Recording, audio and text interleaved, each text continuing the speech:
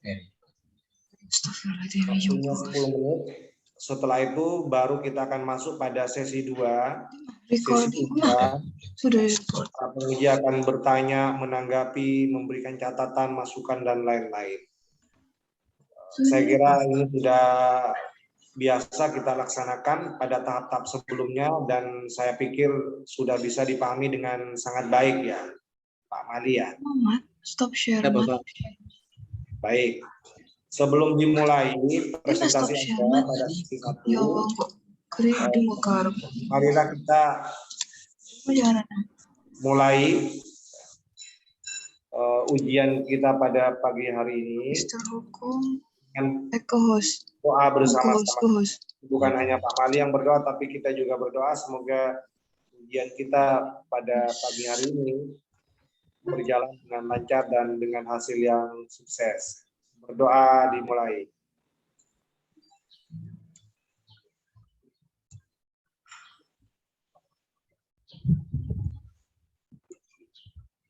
Berdoa selesai. Semoga doa yang kita panjatkan bisa membantu saya untuk bisa menjalankan tugasnya pada pagi hari ini dengan sangat baik. Baiklah, untuk lebih menghemat waktu, kita langsung saja masuk pada sesi 1, sesi presentasi selama 10 menit. Untuk tugas itu. Bisa dimulai dari sekarang. Silakan Bapak. Terima kasih. Assalamualaikum warahmatullahi wabarakatuh. Mohon izin Bapak Ibu sekalian, kami akan menyampaikan poin-poin hasil tesis pada sidang akhir ini, yaitu relevansi deliming penggelapan dengan pemberatan dalam sistem pemidanaan di Indonesia. Analisis pasal 55 dan pasal 374 KUHP. Itu latar belakang sebagai makhluk sosial. Manusia seringkali dalam melakukan aktivitas kehidupannya, meskipun sudah memiliki jabatan yang tinggi dan tingkat ekonomi yang cukup, namun dengan sifatnya yang tidak puas, dan juga mereka yang memiliki jabatan yang tinggi, justru sering melakukan perbuatan melawan hukum. Kekuasaan dan jabatan yang dimiliki dalam pekerjaan untuk mencapai tujuan secara pribadi, di mana dalam kasus pidana sering ditemukan orang yang memiliki jabatan tertentu, baik itu dalam suatu instansi pemerintahan terkait kasus korupsi maupun instansi swasta, dalam kasus penggelapan dengan pemberatan yang saat ini sering ditemukan. Perbuatan tidak pidana penggelapan dalam jabatan bagi mereka yang bukan menjalankan jabatan umum dapat dipidana penjara maksimal 5 tahun berdasarkan pasal 374 KUHP. Sedangkan bagi pelaku tidak pidana penggelapan dalam jabatan, bagi mereka yang menjalankan jabatan umum dapat dipidana penjara minimal 3 tahun dan maksimal 15 tahun. Dan pidana denda paling sedikit 150 juta dan paling banyak 750 juta. Namun dalam penelitian tesis ini, yang disoroti adalah tidak pidana dalam jabatan yang dilakukan oleh pejabat yang bukan menjalankan jabatan umum dalam kasus penggelapan dengan pemberatan pada pasal 374 KUHP. Tindakan ini berkembang menjadi perbuatan penyertaan tidak pidana atau deliming ketika pejabat tersebut turut serta dalam melakukan suatu kejahatan. Tindakan yang dilakukan itu menggunakan jabatannya dalam mempermudah terlaksananya suatu kejahatan tertentu. Penyertaan tidak pidana ini dapat ditemukan dalam pasal 55 KUHP. Latar belakang adanya klausul dalam pasal 55 KUHP tentang penyertaan tidak pidana yang mengatakan turut serta melakukan perbuatan pada ayat 1 dan memberi atau menjanjikan sesuatu dengan menyalahgunakan kekuasaan atau martabat yang terdapat pada ayat 2. Jika dihubungkan dengan klausul pasal 374 KUHP tentang penggelapan dengan pemberatan, yakni disebabkan karena ada hubungan kerja, memiliki unsur yang dapat bermakna ganda atau multitafsir, sehingga di antara kedua pasal ini tidak cukup banyak dihubungkan dengan penggunaan pasal junto yang merupakan kepedikan dari kata junto, yang artinya bertalian dengan, berhubungan dengan, bahkan juga tidak dapat digunakan subsidiar dalam penggunaannya. Karena penggelapan khususnya yang disertai dengan pemberatan merupakan delik biasa, berbeda dengan penggelapan yang dilakukan dalam ruang lingkup keluarga yang merupakan delik aduan. Latar belakang selanjutnya, untuk pasal 55 KUHP yang sudah sangat jelas merupakan delik biasa, di mana dalam pertanggungjawaban pidana dalam sistem pemidana Indonesia dapat dipertanggungjawabkan oleh yang memberikan bantuan tersebut. Dalam hal ini adalah orang yang memiliki jabatan tersebut dalam pekerjaannya, yakni melalui modus penggelapan dari apa yang telah berada dalam kuasanya. Oleh sebab itu, di antara kedua pasal ini terjadi kekaburan norma atau fake norm, yaitu apabila perbuatan pidana yang dilakukan oleh seseorang yang memiliki jabatan atau martabat dalam pekerjaannya untuk membantu dalam melancarkan suatu tindak pidana dengan cara menggelapkan sesuatu yang berada dalam kuasanya tidak dapat diberikan sanksi sebagaimana pasal 55 dan 374 KUHP karena unsur yang sama pada kedua pasal tersebut. Terkait hukuman pidana yang nantinya akan diterima kepada yang bersangkutan menimbulkan polemik baru terkait pemberian pidana di antara pasal penyertaan tidak pidana atau limiting dan penggelapan dengan pemberatan berdasarkan karena secara material kedua tidak pidana ini berbeda, namun terdapat unsur yang sama sehingga harus secara eksplisit dapat diteruskan agar membuat terang aturan ini. Rumusan masalah yang pertama, apa relevansi antara penyertaan tidak pidana atau limiting dalam pasal 55 KUHP dan penggelapan dengan pemberatan dalam pasal 37 KUHP.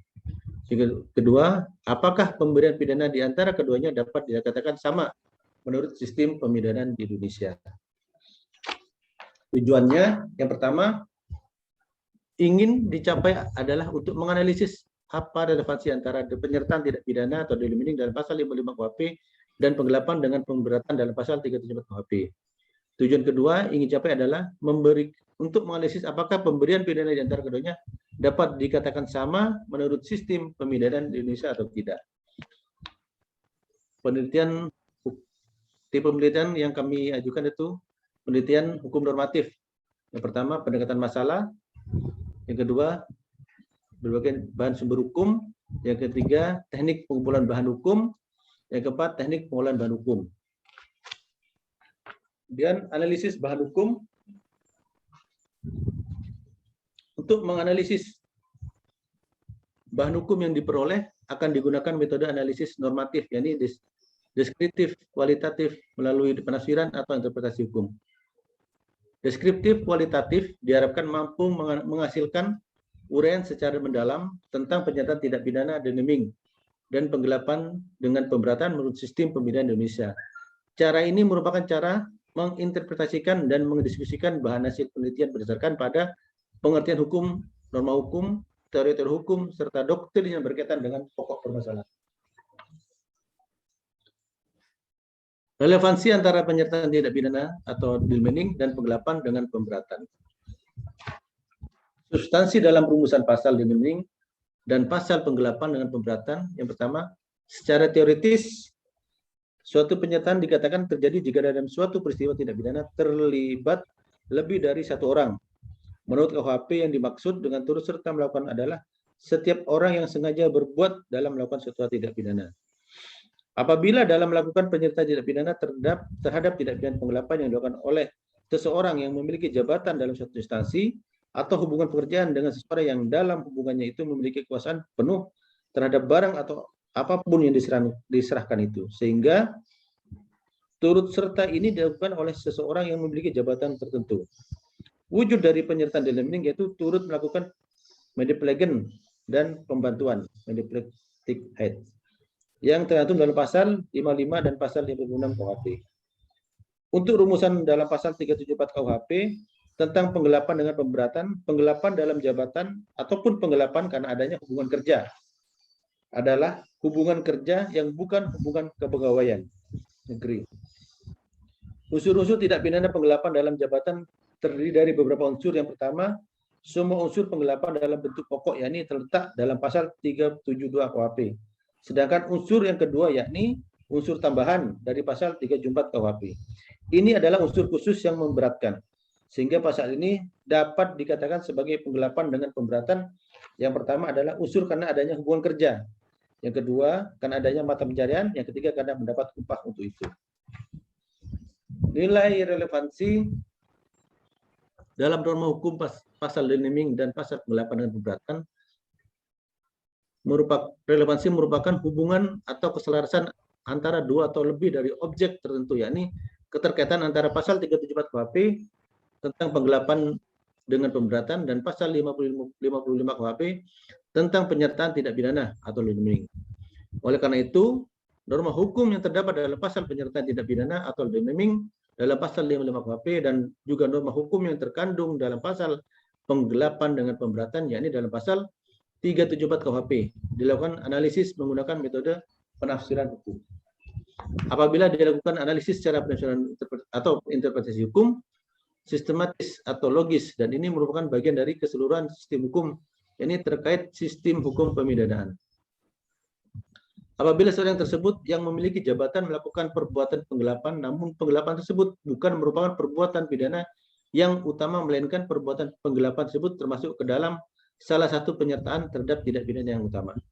Sehingga apabila dilakukan secara analisis, secara interpretasi futuristik atau metode penemuan hukum yang bersifat antisipasi atau untuk masa depan atau yang akan datang, dan dikaitkan dengan rancangan undang-undang KUHP dalam pasal 494 tentang penggelapan dengan pemberatan yang dilakukan oleh orang yang penguasaannya terhadap barang tersebut karena adanya hubungan kerja, sehingga ini dipidana paling lama 5 tahun dan denda paling banyak kategori 5 atau sebesar 500 juta rupiah.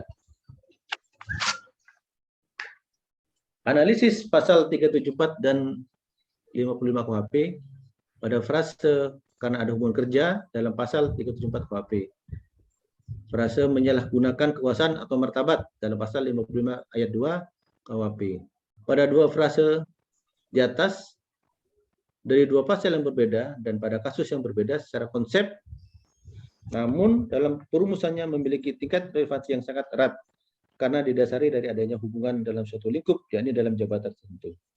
Sehingga apabila penggelapan tersebut pasal 374 KUHP yang dilakukan oleh seseorang yang memiliki jabatan tertentu dalam sebuah instansi, bukan lembaga pemerintah dalam hal ini, dan hubungan kerja tersebut digunakan untuk menjalankan atau melakukan perbuatan pidana, di mana yang memiliki jabatan tersebut berada pada posisi bukan pelaku utama, melainkan sebagai unsur yang turut serta dalam tindak pidana, sebagaimana dalam pasal 55 KUHP, yang bertujuan melancarkan tindak pidana tersebut.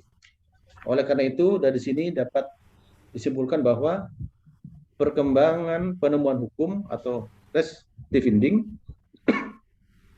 yang ditemukan dalam rancangan undang-undang KUHP, khususnya dalam pasal 494 tentang penggelapan dengan pemberatan, dan juga dalam pasal 20 huruf C tentang penyertaan tidak pidana atau leniming, mengalami jumlah penambahan masa pidana dari 1/3 menjadi 2/3 dari total hukuman pokok. Dan ini terjadi pemberatan masalah pemidanaan bagi pelaku turut serta tidak pidana. Pemberian sanksi pidana terhadap pelaku leniming penggelapan dengan pemberatan berdasarkan sistem pemidanaan di Indonesia. Interpretasi hukum guna mencapai res defending terhadap aturan leniming dan penggelapan dengan pemberatan. Pandangan tentang penemuan hukum atau res defending di Belanda, kebanyakan negara-negara barat kontinental dikaitkan dengan legisme, yaitu aliran pemikiran dalam teori hukum yang mengidentikan hukum dengan undang-undang. Gagasan bahwa penemuan hukum seyogyanya harus memiliki karakter yang sangat formalistik atau logikal juga dikaitkan oleh aliran teori hukum Religious Jurisprudence. Aliran ini dianut oleh negara-negara Jermania pada abad 19. Berangkat dari pemahaman konsep penemuan hukum ini, maka sistem pemidanaan bagi pelaku penyertaan tidak pidana, leniming, dan penggelapan dengan pemberatan mengalami beragam penyesuaian di masa ke masa yang dapat dilihat dalam rancangan undang-undang KUHP pasal 494 dan pasal 20. Dalam ilmu hukum dan konstitusi, interpretasi dan penafsiran dalam metode penemuan hukum, dalam hal peraturannya ada tetapi tidak jelas untuk dapat ditentukan pada peristiwanya. Problematika yang terjadi dalam pasal 374 KUHP tentang penggelapan dengan pemberatan dan juga di dalam pasal 55 KUHP tentang penyertaan tidak pidana atau leniming. Hal ini apabila dilakukan menafsirkan secara gramatikal, maka ditemukan frase dari kedua pasal tersebut yang dapat dianggap sama menurut lazim kata pada umumnya.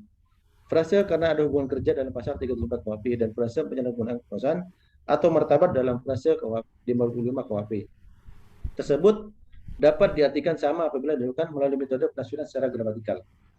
Guna menemukan hukum atau res defending terhadap aturan leniming dalam penggelapan dengan pemberatan, interpretasi hukum yang digunakan dalam penelitian ini adalah selain interpretasi gramatikal, yang digunakan saja adalah interpretasi futuristik, yaitu metode penemuan hukum yang bersifat antisipatif untuk menjelaskan dari apa yang dipermasalahkan terhadap ketentuan perundang-undangan yang berpedoman pada undang-undang yang belum mempunyai kekuatan hukum tetap.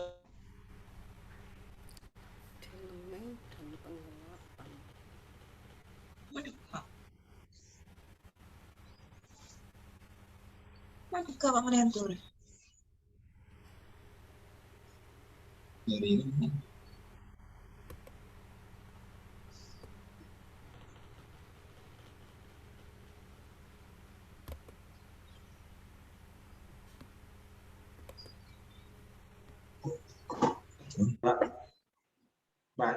Mbak Evi, suaranya macet ini. Ya, suaranya kecil sekali ya. Ya Pak, ini sepertinya jaringannya Pak Mali. Marianto enggak Oh, ini keras bagus suaranya Mbak Evi, jelas. Halo? Marianto bisa dilanjutkan Bapak? Jelas. Ya, silakan. Sebentar. Di Indonesia sendiri rencana pembaruan KUHP sudah 58 tahun dibahas, yaitu sejak tahun 1963 dengan disusun ke KUHP dalam suatu kitab hukum pidana, tapi saat ini belum tercapai. Kebijakan pembentukan KUHP Nasional Indonesia, rancangan KUHP tersebut dapat menjadi peletak dasar bangunan sistem hukum pidana nasional Indonesia sebagai perwujudan dari keinginan untuk mewujudkan misi dekolonisasi KUHP peninggalan warisan kolonial. Melihat pada kasus yang dengan nomor putusan 655 garing PID.B garing 2019 garing PN RHL kepada terdakwa atas nama Ardanu Siregar alias Runggar bin Ali Siregar pada Senin tanggal 24 Februari 2020, maka hakim memutuskan dengan berdasarkan tuntutan penuntut umum, yakni berdasarkan pasal 374 junto pasal 55 ayat 1 KUHP telah terpenuhi, maka terdakwa haruslah dinyatakan telah terbukti secara sah dan meyakinkan melakukan tindak pidana sebagaimana didakwakan dalam dakwaan primer. Dari putusan tersebut didapati bahwa pelaku telah memenuhi dari kedua rumusan pada pasal 374 junto pasal 55 ayat 1 KUHP yang telah penulis uraikan di atas bahwasanya substansi unsur-unsur dalam frase karena ada hubungan kerja pasal atau pasal 3. Pak Marianto, mungkin bisa langsung masuk ke kesimpulannya, Pak. Ya.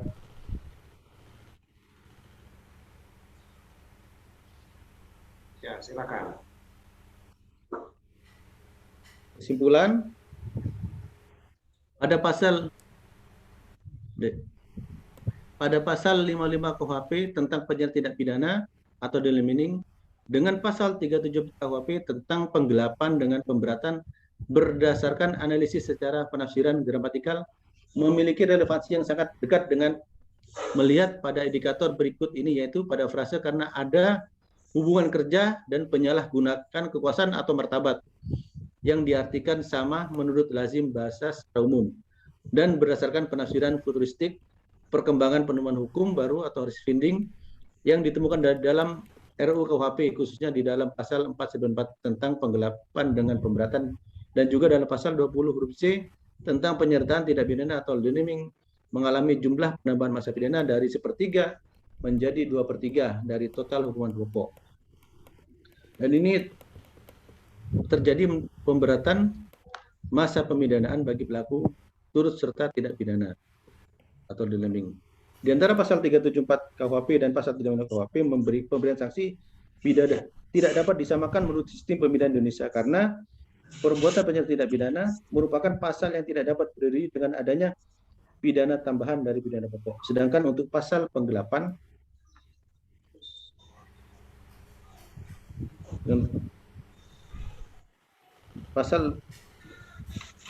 merupakan pasal yang tidak pidana berdiri sendiri, adanya pidana tambahan daripada pidana pokok. Sedangkan untuk pasal penggelapan dengan pemberatan adalah diancam dengan pidana penjara paling lama 5 tahun. Oleh karena itu, apabila hakim memutuskan sebagaimana putusan dengan nomor perkara 655 garing PID.B 2019 PN RHL tersebut dapat dilakukan kembali terhadap putusan yang sudah memiliki hukuman tetap.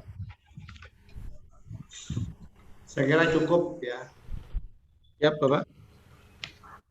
Baik, saya ucapkan terima kasih kepada Saudara Malianto Effendi sudah menyelesaikan tugasnya ya dengan baik, sudah melakukan presentasi ya, sebagai pemanasan ya kalau saya bilang sebelum kita masuk ke acara intinya ujian pada sesi 2. Baik, untuk lebih menghemat waktu karena kita tadi masuk di ruang Zoom agak terlambat, jadi mohon maaf Pak Malianto agak saya potong ya.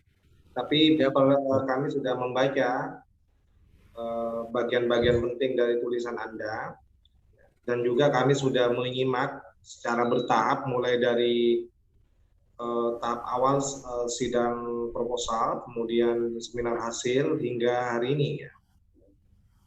Jadi hari ini kami hanya ingin melanjutkan kembali diskusi pada tahap-tahap sebelumnya. Ya. Baik, saya akan berikan kesempatan pertama untuk sesi 2 ini kepada Bapak Dr. Miftahul Munir. Ya. Sebenarnya ingin saya kasih kesempatan kepada Ibu Woro, tapi saya kasih kesempatan dulu kepada Bapak Dr. Miftahul Munir karena Ibu Woro mungkin di awal-awal tadi masih belum mengikuti apa yang Anda sampaikan, masih ada waktu. Insya Allah nanti Ibu Woro akan banyak menyampaikan pendapat, koreksi, tanggapan, dan lain-lain. Saya kasih kesempatan pertama kali dulu pada Bapak Dr. Miftahul Munir. Silakan Bapak.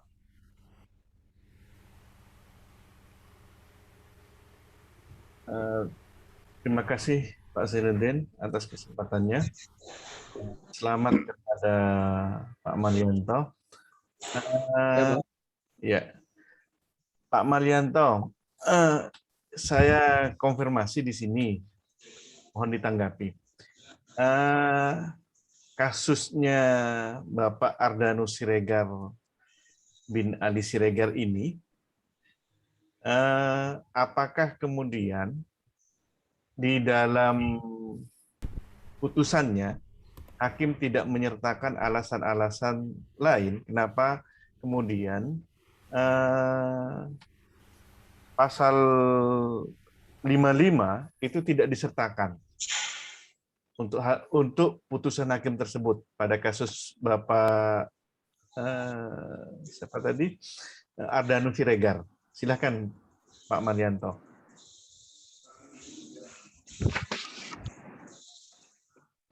Baik Bapak, Ya. Dalam kasus Bapak Ardanus Siregar, hakim memutuskan sesuai dengan jaksa penuntut umum menyertakan pasal 55 KUHP, sehingga putusannya agak ringan dari tuntutan dari 374, yaitu PJU JPU jaksa penuntut umum menuntut dengan pasal 374 junto 55 KUHP. Jadi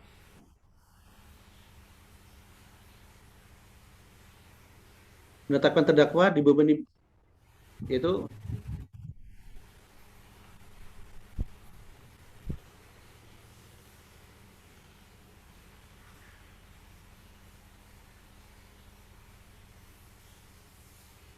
jadi hakim memutus perkara tersebut lebih ringan dari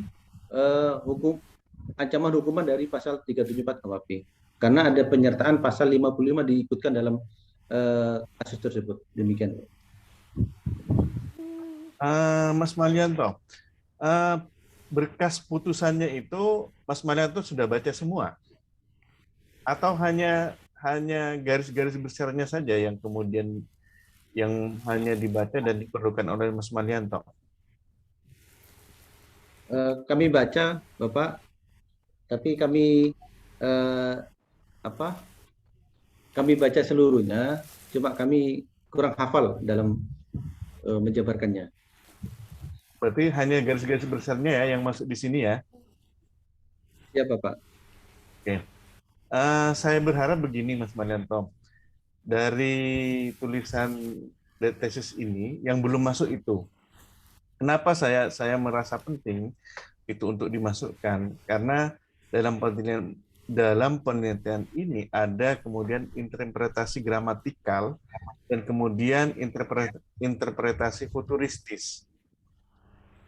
Nah, ini penting untuk dimasukkan supaya pertimbangan-pertimbangan dan penalaran yang harus diantisipasi ke depannya seperti apa, kemudian celah-celah untuk juga menyertakan pasal 374 itu harus seperti apa, dan saya harap ini juga masuk di dalam tulisan tesis ini supaya kemudian hal-hal yang kemudian bisa dipertimbangkan untuk diantisipasi atau kemudian diambil salah satu pasal untuk kemudian menjadi dasar putusan tersebut, paham pertimbangan si hakim seperti apa gitu. Begitu Mas Malianto ya. Ini cuma Ya, syarat. Bapak. Siap. Siap. Kemudian yang ingin saya tanyakan adalah menurut Mas Malianto,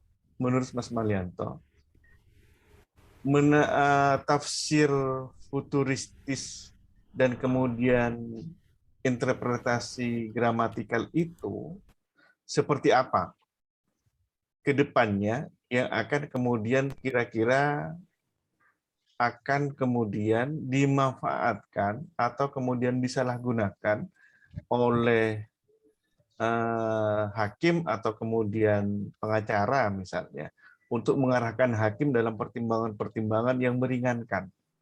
Kira-kira kemudian interpretasi gramatikal dan interpretasi futuristisnya menurut Malianto seperti apa?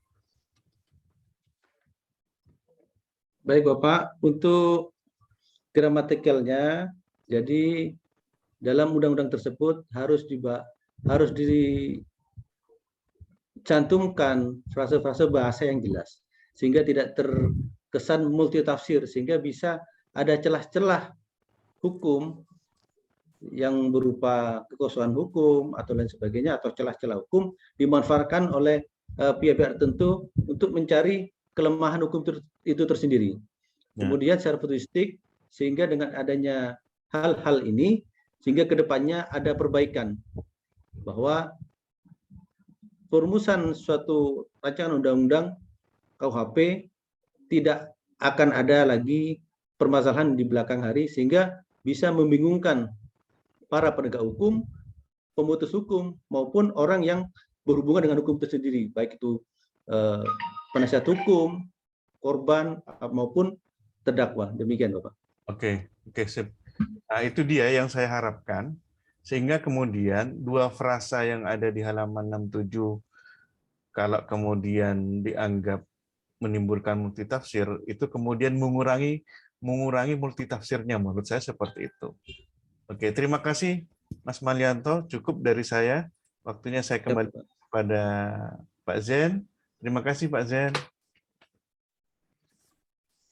Baik, saya sampaikan terima kasih kepada Bapak Dr. Miftahul Munir sudah mengawali sesi 2, sesi ujian dengan beberapa pertanyaan. Konfirmasi juga tadi di awal sudah disampaikan. Ya. Mohon Pak Malianto mencatat dengan baik ya apa yang disampaikan oleh beliau ya. Jadi kita ini sudah masuk ke tahap sidang akhir Pak Malianto. Jadi kita mungkin akan masuk ke hal-hal yang sifatnya substantif ya. Makanya tadi ditanya tentang hal-hal yang sifatnya futuristis ya. Tentang konstruksi hukum yang diharapkan bisa kita bangun di masa yang akan datang. Baik, itu yang disampaikan oleh Bapak Dr. Miftahul Munir, mungkin nanti bisa ditambahkan kalau memang masih ada waktu.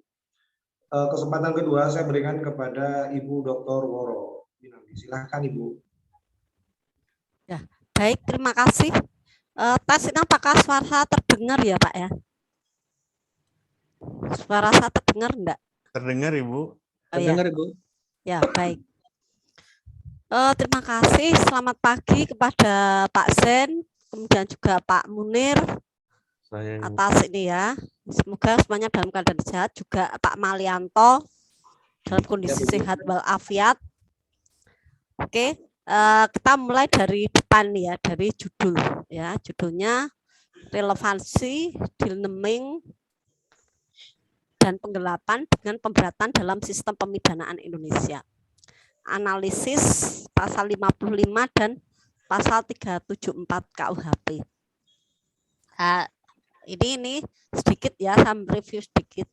Kalau saya melihat dari sisi judulnya, sebenarnya kan ini Pak Malianto kan mau membandingkan antara dealnaming dan penggelapan dengan pemberatan dalam sistem pemidanaan begitu.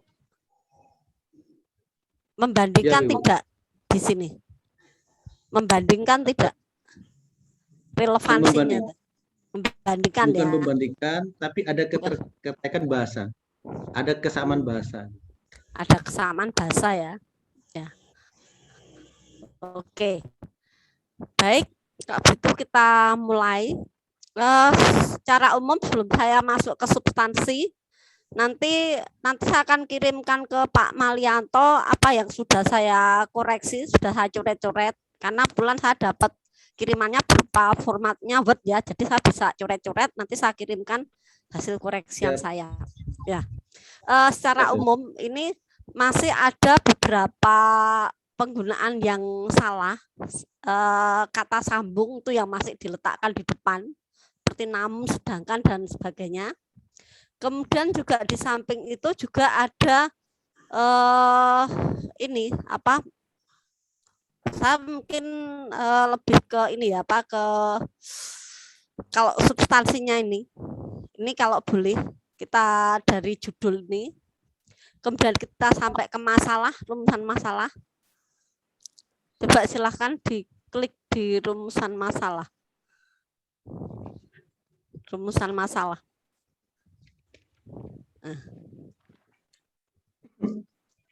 Nah, kita sudah mulai masuk ke ini ya, ke rumusan masalah. Apa relevansi antara penyertaan tindak pidana dalam kurung dealnaming dalam pasal 55 KUHP dan penggelapan dengan pemberatan dalam pasal 374 KUHP. Ya, kita berangkat dari situ. Sebentar, saya juga akan mencocokkan yang punya saya. Sebentar.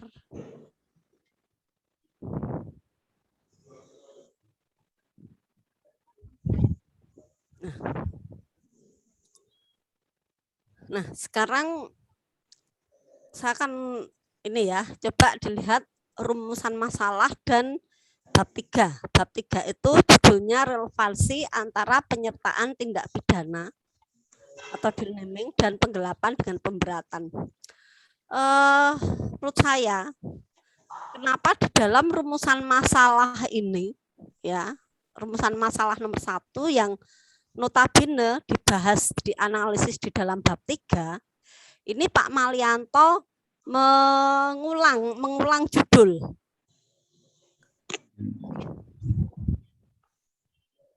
Karena kalau mengulang judul itu sama aja kan mempertanyakan judulnya, Pak. Judul tesis itu sendiri.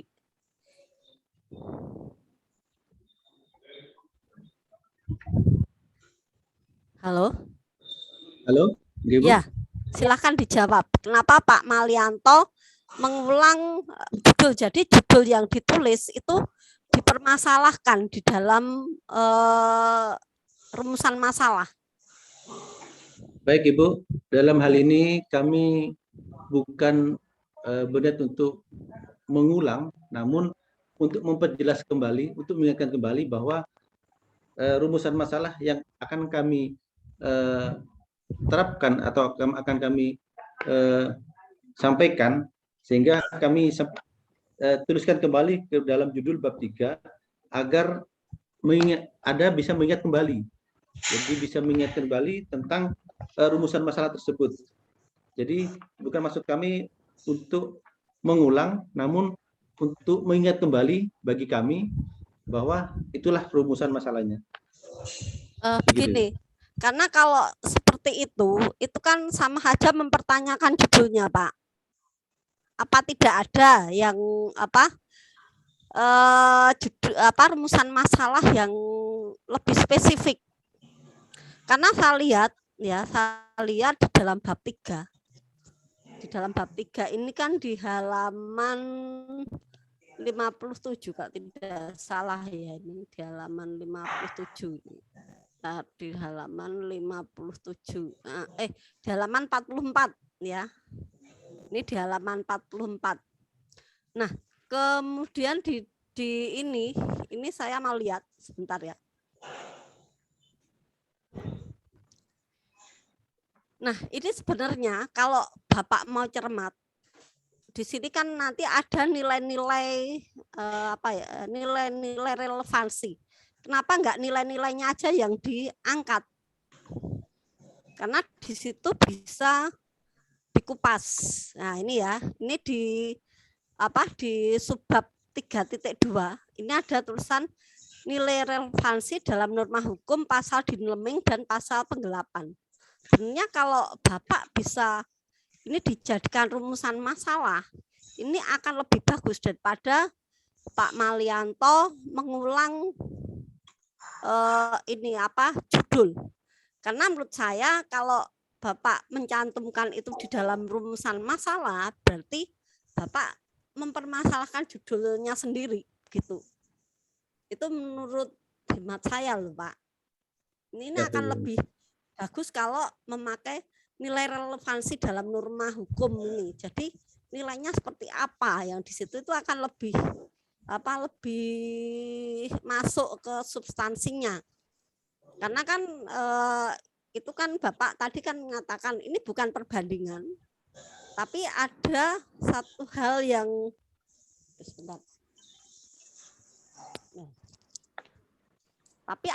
satu hal yang barangkali ada semacam kemiripan gitu ya dengan yang penggelapan dengan pemberatan seperti itu. Ini akan lebih masuk ke ini. Jadi ini mungkin kalau masukan saya, nilai relevansi ini dijadikan rumusan masalah itu terus nanti dibahas itu nanti Bapak main di situ akan lebih bagus gitu. Itu masukan dari saya. Jadi jangan mempermasalahkan judulnya. Kalau Bapak membuat rumusan masalahnya itu sesuai judul, berarti Bapak mempermasalahkan judulnya sendiri. Gitu.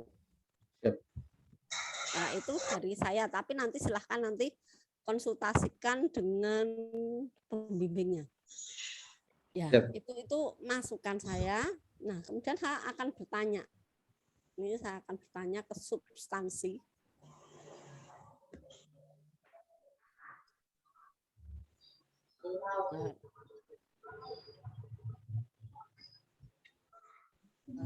Ke substansi ini sebentar. 3.1 ya, sebentar saya coba 3.1. Nah, yang akan saya tanyakan yang pertama, mengapa ya ini di dalam metode penelitian. Di dalam metode penelitian, Bapak tidak mencantumkan case approach. Saya lihat belum ada ya case approach ya. Coba dilihat di metode penelitian di bab 1.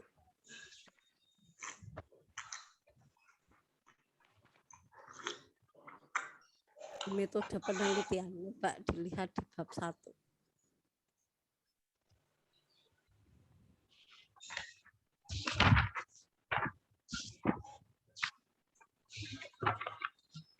Di bab 1. Normatif.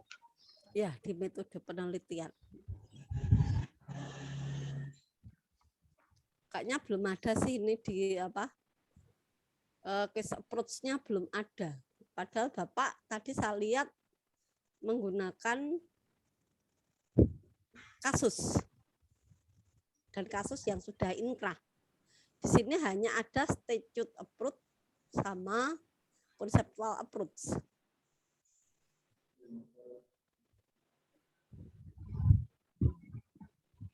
Mengapa? Baik Ibu, kami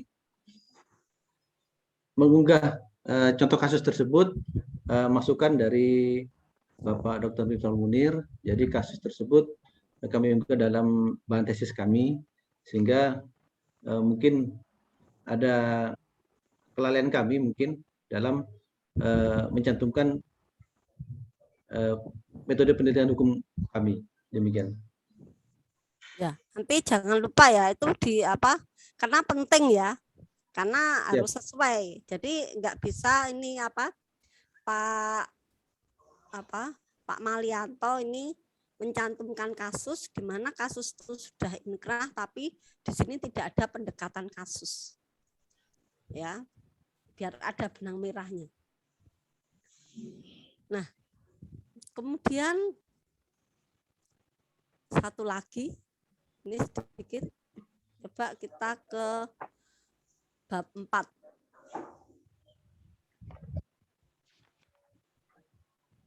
Bab 4 ya. Nah,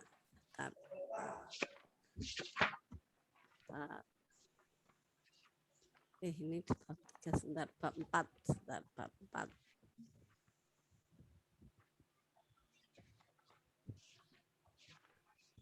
Nah, bab 4 judulnya pemberian sanksi pidana terhadap pelaku deal naming dan penggelapan dengan pemberatan berdasarkan sistem pemidanaan Indonesia. Di subbabnya yang 4.1 itu Pak Malianto menulis interpretasi hukum guna mencapai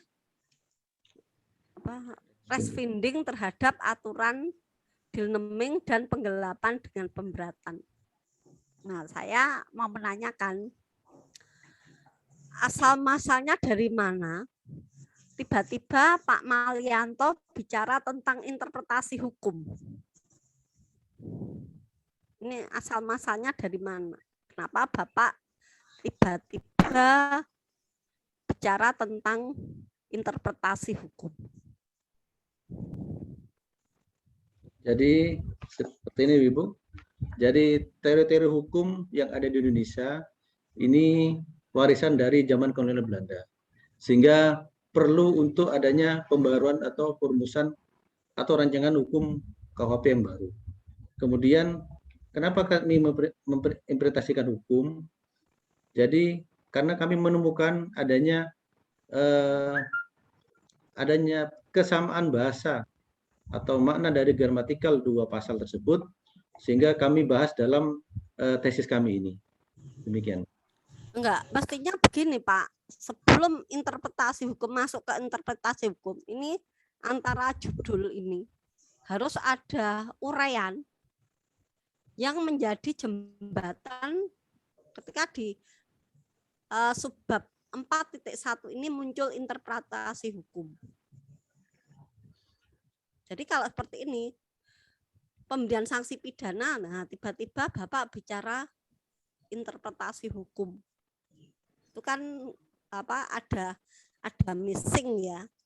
Karena kan harusnya nggak bicara penafsiran hukum dulu atau penemuan hukum. Tapi di sini ada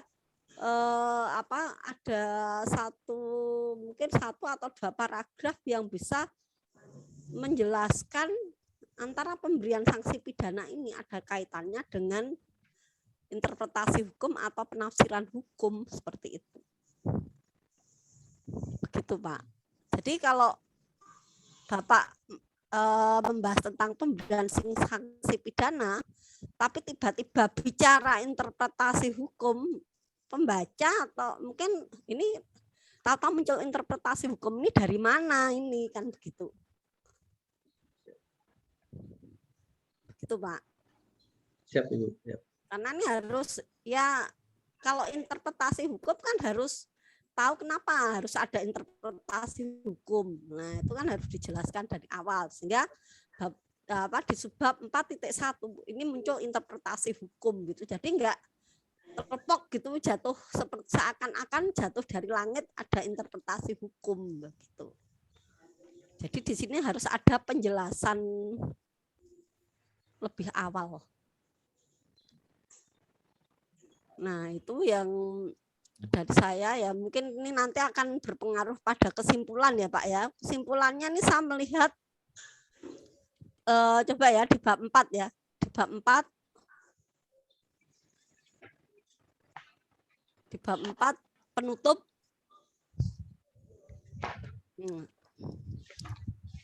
Kalau saya lihat dari bab 4 ini kesimpulannya ini belum menjawab nih Pak, belum menjawab rumusan masalah. Dan saya lihat juga analisisnya di sini juga belum nampak ya Pak. Saya lihat belum nampak analisisnya. Sehingga kesimpulannya itu juga ngambang, nggak jelas. Kenapa analisisnya belum nampak?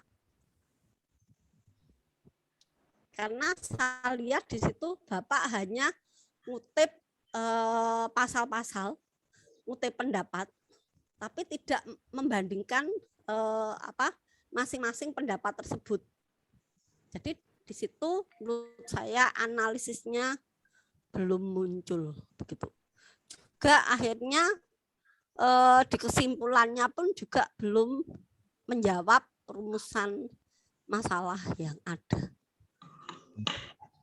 Ya, jadi di sini ada yang belum nyambung ya di sini begitu. Oke, tolong nanti bisa dikonsultasikan dengan pembimbingnya lagi. Jadi kalau saya lihat di penutup itu kan Pak Malianto hanya mengatakan ya, hanya menuliskan gini ya. Kalau boleh saya bacakan sedikit kesimpulan dari pembahasan di atas adalah sebagai berikut. Ini kalau bisa, ini kesimpulan dari pembahasan di atas, yalah gitu aja, nggak usah sebagai berikut. Nah, ini pasal 55, padahal kan Bapak tidak menyebutkan dari rumusan masalah kan tentang pasal ini. Sehingga ini tidak menjawab. Bahkan di kesimpulan nomor 2 pun Pak Malianto juga hanya menyebutkan ini. Jadi ini menurut saya ini belum menyimpulkan ya, belum menjawab rumusan masalah yang ada. Ya, oke. Jadi nanti silahkan dikonsultasikan pada pembimbingnya. Oke, begitu. Terima kasih. Begitu Pak Malianto. Ini waktu saya kembalikan ke Pak Zen sebagai ketua penguji. Monggo Pak Zen. Baik, terima kasih. Saya juga sampaikan kepada Ibu Dr. Worowinanti sudah memberikan tanggapannya dan cukup banyak masukan yang disampaikan yang bisa kita jadikan referensi Pak Malianto untuk memperbaiki tesis Anda ini. Jadi beberapa catatan penting yang disampaikan oleh beliau nanti kita jadikan pedoman untuk revisi dari tulisan Anda ini. Sudah dicatat Pak Mali ya? Ya, sudah Pak. Oh ya, ini sedikit Pak saya tambahkan boleh ya? Ini Ya, kalau boleh. bisa, ini usulan.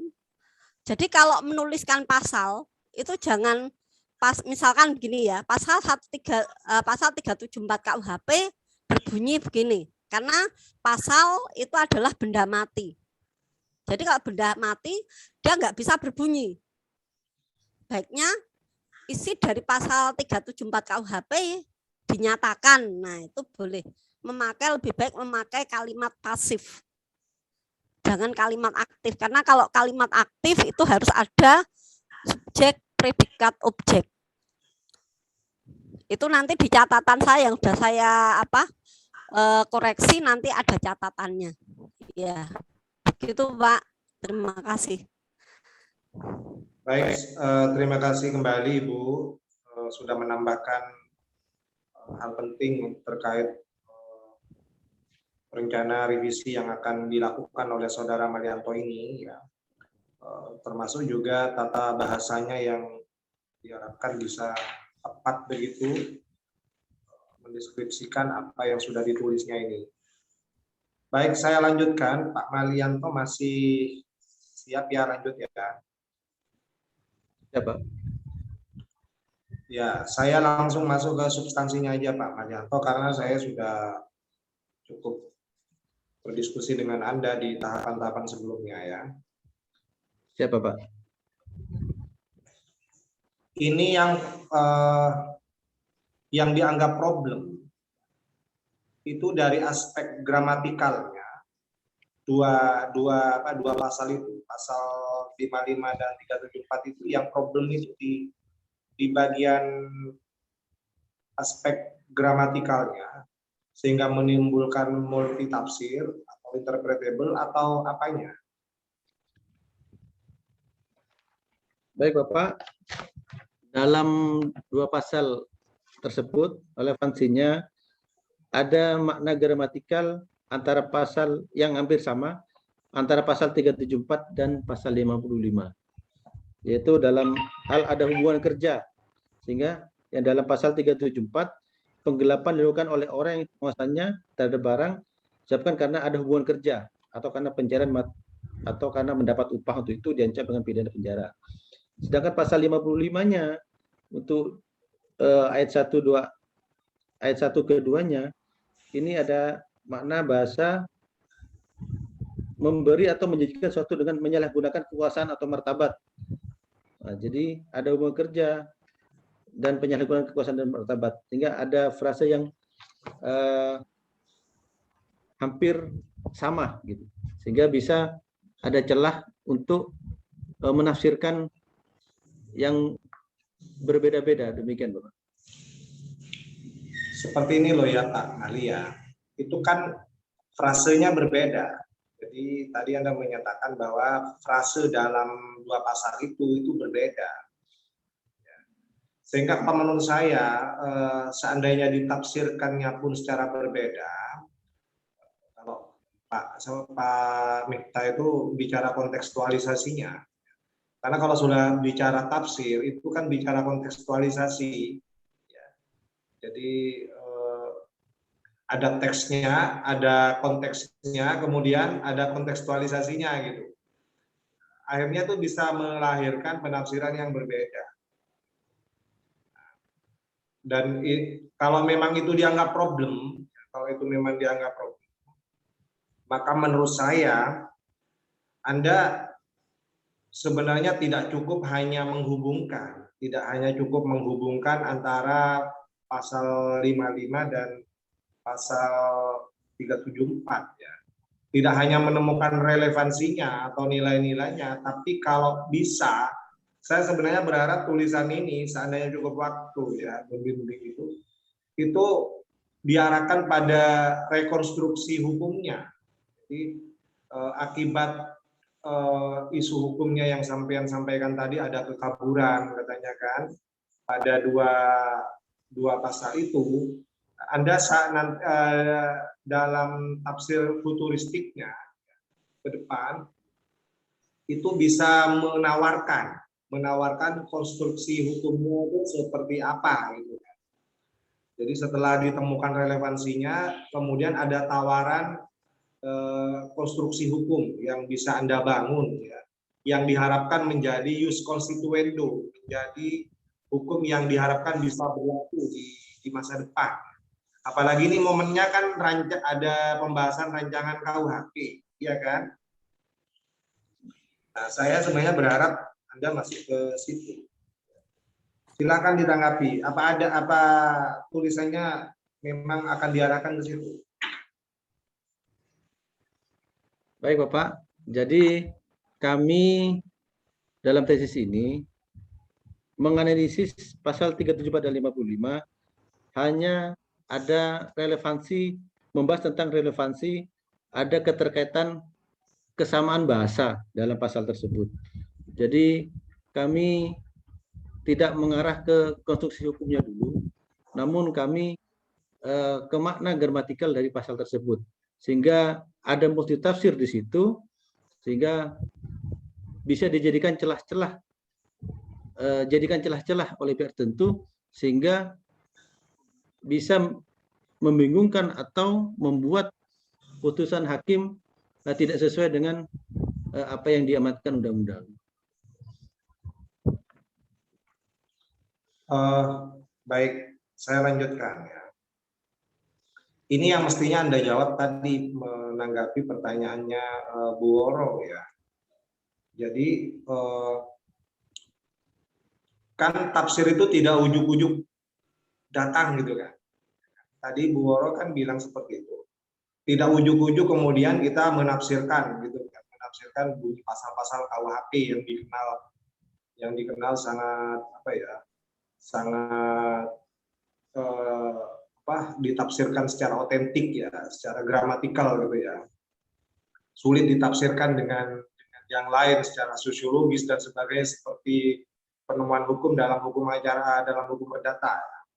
Mestinya tadi disampaikan. Jadi tafsir itu tidak ujuk-ujuk kemudian datang kemudian dilakukan.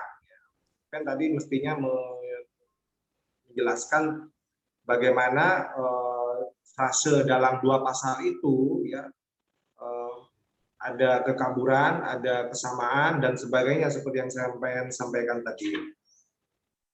Baik, saya lanjutkan. Pak Malianto,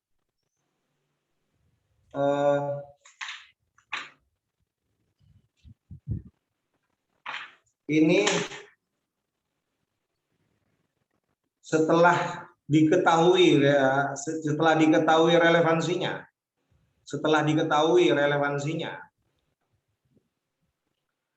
temuannya apa gitu. Saya mungkin langsung ke situ saja. Novelty-nya apa dari penelitian ini? Temuan barunya apa? Silakan dijawab. Baik Bapak, jadi temuan kami karena kita masih menganut KUHP yang lama, jadi ada temuan kami, ada bahasa yang hampir sama.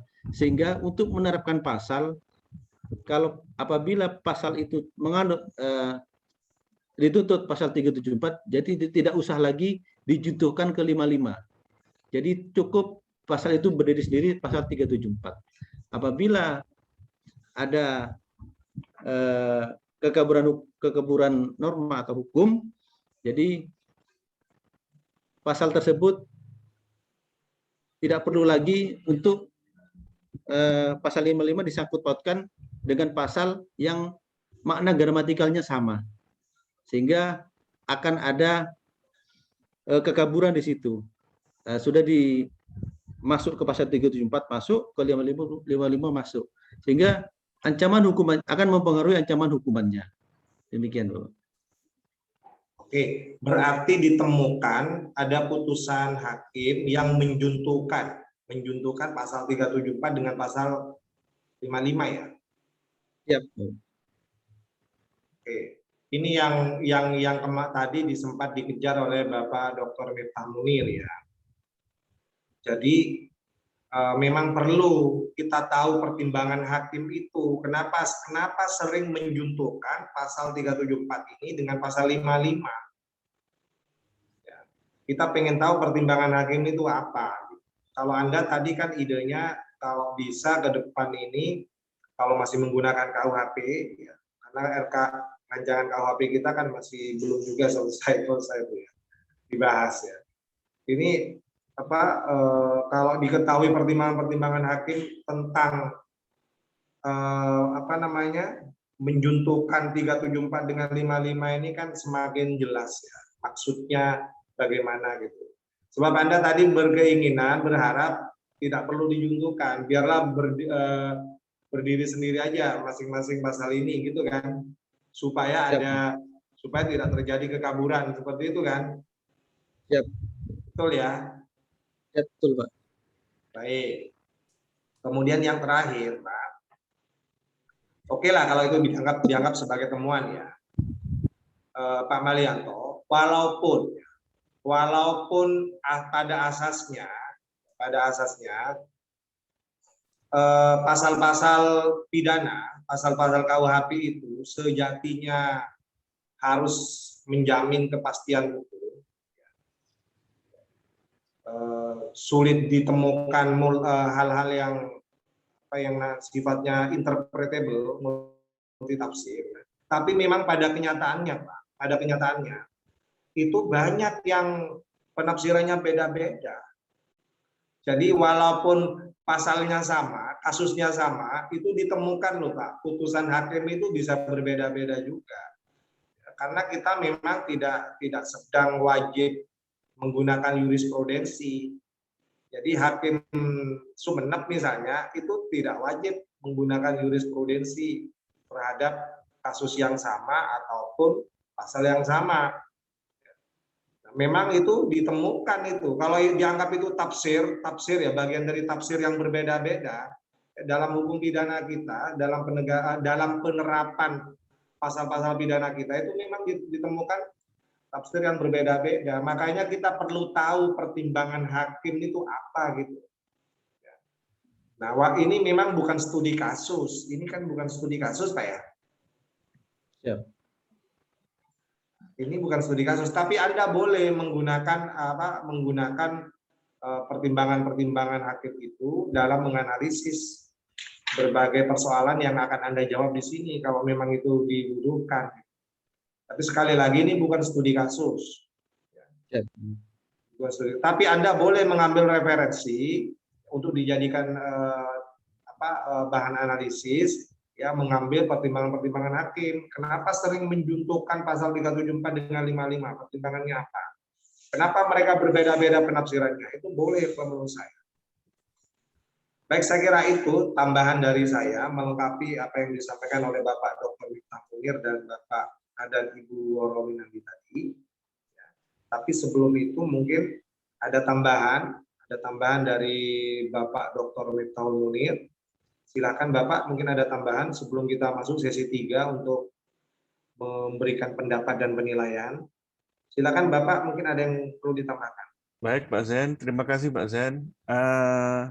Pak Malianto, mohon mungkin disertakan jabatan tadi, contoh kasus tadi Pak Siregar itu dicontoh disertakan jabatannya apa saja tambahan saya. Terima kasih Pak Zen. Waktu saya kembalikan kepada Pak Zen. Baik, terima kasih. Itu tambahan Pak Malianto. Jadi karena ini ada hubungannya dengan jabatan juga ya Pak ya. Jadi mungkin perlu juga diperjelas. Kemudian yang berikutnya, saya berikan kesempatan kedua, mungkin ada tambahan juga dari Dr. Worowinandi. Silakan Ibu.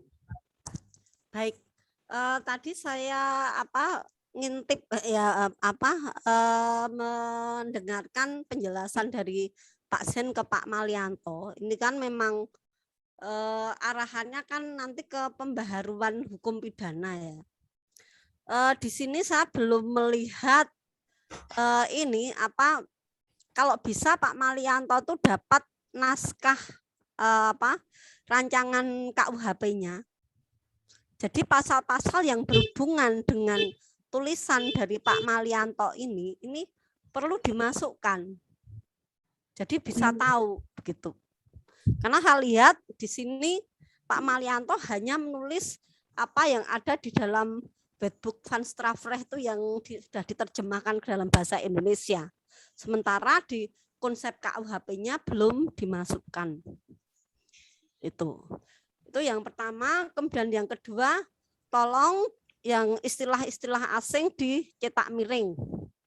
Maksud saya begini, di sini banyak istilah dari bahasa Belanda. Seandainya pun ada istilah dalam bahasa daerah, bahasa Jawa atau bahasa Madura, itu tetap dianggap sebagai istilah asing, jadi tetap dicetak miring. Jadi yang tidak bahasa Indonesia dicetak miring begitu. Ya, Pak Malianto, seperti itu yang saya kemukakan. Terima kasih Pak Zen. Terima kasih juga saya sampaikan kepada Ibu Dr. Worowinandi sudah menambahkan ya. Dan akan semakin bisa kita menyempurnakan, melengkapi hal-hal yang memang cukup banyak yang kurang dari penelitian tesis saudara Malianto ini. Saya pun juga sudah mencatat Bapak Marianto, jadi nanti kita bisa mendiskusikannya untuk di tahap revisi. Ya. Siap Pak Mali ya, untuk revisi ya. Ya, Pak. Baik, saya tidak ada tambahan lagi, sudah cukup ya, karena sudah cukup sering kita berdiskusi ya di dua tahap sebelumnya dan juga berdiskusi di masa bimbingan ya. Ibu Worowinandi, kemudian Bapak Miftah Munir, mohon izin kita akan segera masuk pada sesi terakhir, sesi 3, untuk menyampaikan pendapat dan penilaian terhadap tulisan tesis saudara Malianto Effendi ini. Kepada Mbak Evi mungkin Ya, Pak. Mungkin di dulu Pak Malianto mungkin di tiga dulu ya. Sudah, Pak. Sudah ya. Silakan, Pak. Baik, langsung saja Bapak Ibu sekalian, kita berikan pendapat dan penilaian terhadap apa yang ditulis oleh saudara Bapak Malianto Effendi ini ya. Monggo silakan Bapak Dr. Miftah Munir mungkin bisa mengawalinya. Silakan Bapak. Ya, terima kasih Pak Ketua Sidang. Kalau saya secara akademis sudah cukup untuk bisa lulus untuk menjadi calon magister hukum dengan beberapa catatan tadi yang telah disampaikan oleh saya, Pak Zen dan Bu Worowinandi.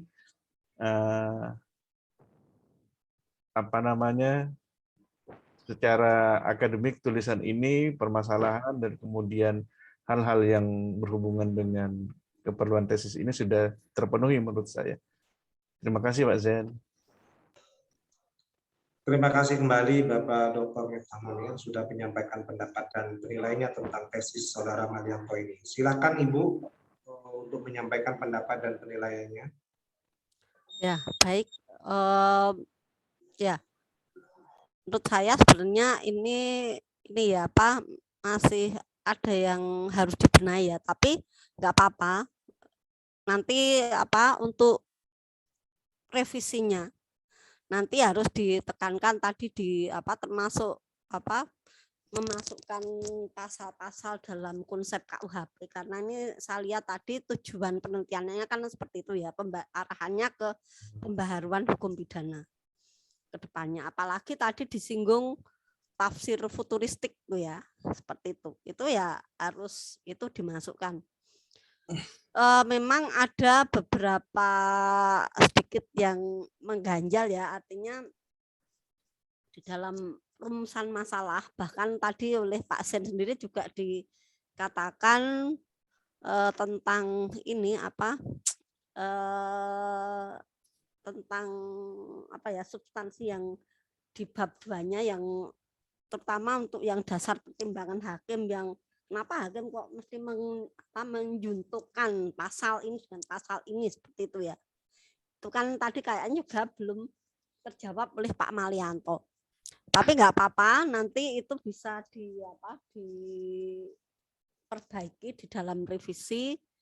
Yang penting nanti sesuai tadi catatan-catatan dari kami, saya, Pak Munir, itu juga masukan dari Pak Sen, itu nanti bisa diakomodir di dalam revisi tesis tersebut. Cuma nanti di kesimpulannya itu juga harus muncul, jangan sampai di kesimpulan itu beda. Ya. Begitu Pak Sen dari saya. Terima kasih. Terima kasih kembali Ibu sudah menyampaikan pendapat dan penilaiannya. Saya pun punya pendapat yang sama. Jadi tulisan tesis ini bisa kita jadikan dasar untuk meluluskan yang bersangkutan dengan segala kekurangannya ya. Banyak catatan yang disampaikan, terutama catatan dari Ibu Woro tadi yang harus diperhatikan oleh yang bersangkutan untuk merevisi ya, setelah ujian ini. Tapi sekali lagi saya sebagai ketua majelis menganggap tulisan ini bisa kita luluskan ya. tapi sama konsekuensinya seperti sebelum-sebelumnya. Jadi ini cukup banyak ya, ini yang harus direvisi ya. Jadi walaupun lulus ya, lulus bersyarat ya, banyak sekali catatannya ya. Iya.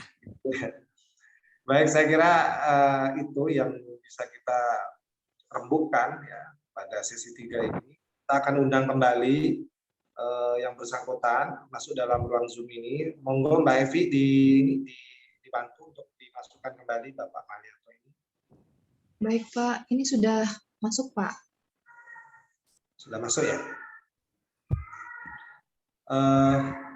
Bapak Malianto sudah masuk di ruang Zoom, sudah siap mendengarkan kesimpulan akhir dari penilaian Dewan Penguji. Siap Bapak. Ya, baik, mohon disimak dengan baik ya tentang apa yang kami rembukan tadi ya. Hasilnya menyatakan bahwa setelah kami menyimak pada sesi 1 ya, sesi presentasi, kemudian juga menyimak isinya ya, karena sebelumnya kami sudah terima ini naskah ini, kemudian juga menyimak bagaimana kemampuan Anda mempertahankan apa yang Anda tulis ini.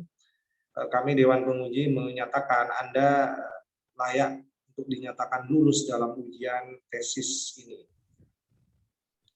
Tapi dengan ada kewajiban revisi yang harus dilakukan. Lumayan banyak revisi yang harus dilakukan, terutama catatan-catatan tadi yang disampaikan oleh Ibu ya, Pak Miftah Munir juga lumayan ya, masukannya lumayan berat juga ya untuk di revisi. Tapi saya pikir tidak masalah Pak Malianto, Anda sudah sampai pada tahapan ini dan kami menyatakan Anda lulus pada ujian tesis hari ini. Ya, alhamdulillah Bapak. Terima kasih Bapak Ibu. Perkara kemudian ada revisi, memang itu sesuatu yang biasa dan wajib memang dilaksanakan. Karena memang tadi kami menemukan cukup banyak hal yang harus direvisi. Siap Bapak. Baik, di penghujung sidang hari ini, saya sebagai dosen pembimbing dan saya juga sebagai Ketua Majelis Penguji ingin menyampaikan selamat kepada Saudara Malianto Effendi ya, sudah menyelesaikan tugas akhirnya dengan baik ya. Kami berdoa semoga ilmu yang didapat selama ini di program studi Magister Hukum bisa bermanfaat untuk Anda, untuk keluarga, untuk masyarakat, terutama juga untuk institusi Anda di Polri. Siap. Saya kira itu ucapan dari saya untuk terakhir kali di sidang ini. Saya mungkin perlu juga memberikan kesempatan kepada Bapak Miftah Munir. Mungkin ada yang mau disampaikan terakhir kali di sidang ini. Silakan Bapak. Ya, terima kasih Bapak Ketua Sidang. Selamat Pak Malianto Effendi. Semoga sehat, sukses ke depannya dan lancar sampai kemudian mungkin bisa melanjutkan lagi ke program studi selanjutnya. Terima kasih. Selamat. Terima kasih juga diucapkan kepada Bapak Dr. Miftah Munir ya, sudah menyampaikan ucapan selamat ya di sidang terakhir untuk Saudara Malianto ya. Ibu Oro Winandi, saya berikan kesempatan juga, mungkin ada hal yang belum disampaikan di akhir sidang hari ini. Ya, baik, terima kasih Pak Ketua Sidang. Pak Malianto Effendi, saya ucapkan selamat lulus ya. Dan jangan lupa tadi ada sedikit catatan, perhatikan untuk footnote. Nanti kalau untuk menyingkat footnote itu ada aturannya seperti ini. Nanti konsultasi lagi ke pembimbingnya ya. Tadi ada sedikit catatan dari saya, nanti saya kirimkan ke emailnya. Nggak tahu nanti bisa ke emailnya Pak Malianto atau nanti saya kirimkan ke emailnya Mbak Evi, nanti biar bisa dipelajari lebih lanjut. Ya memang tidak ada yang sempurna ya, yang sempurna itu kan Tuhan itu ya. Masalah ada salah-salah dikit atau salah-salah banyak itu ya biasa, namanya kan nulis kan ya, banyak kesalahan juga gitu ya. Ya terima kasih, yang penting jangan putus asa, lanjut. Jangan malas mengerjakan revisinya, begitu ya. Siap. Ya, Terima kasih, selamat sekali lagi, selamat ya. Ya, Pak Sen, ini saya kembalikan pada Pak Sen. Terima kasih Ibu sudah melengkapi kebahagiaan Saudara Malianto Effendi ya, sudah semuanya menyampaikan ucapan selamat ya. Tapi jangan lupa Pak Mali ya, apa yang disampaikan di akhir tadi oleh Ibu Woro ya, jangan kemudian setelah selesai kemudian ada selesai, ini ada kewajiban revisi dan yang terpenting lagi Bapak Ibu sekalian, ada kewajiban publikasi. Ini saya lupa, saya kemarin-kemarin tidak menyampaikan itu. Jadi ada kewajiban publikasi. Minta tolong Pak Mali juga menyiapkan draft artikel untuk publikasinya. Ya. Nanti kita bimbing supaya ada bukti bahwa Anda bisa menyumbangkan ya hasil dari penelitian tesisnya ini untuk masyarakat luas, bisa dibaca oleh masyarakat. Kita bimbing. Siap Pak Mali ya? Iya, ya mungkin sedikit publikasinya jangan sampai sama persis dengan tesisnya, nanti kena self plagiasi nanti. Ya. Ya, betul ya, Ibu. Beda lah.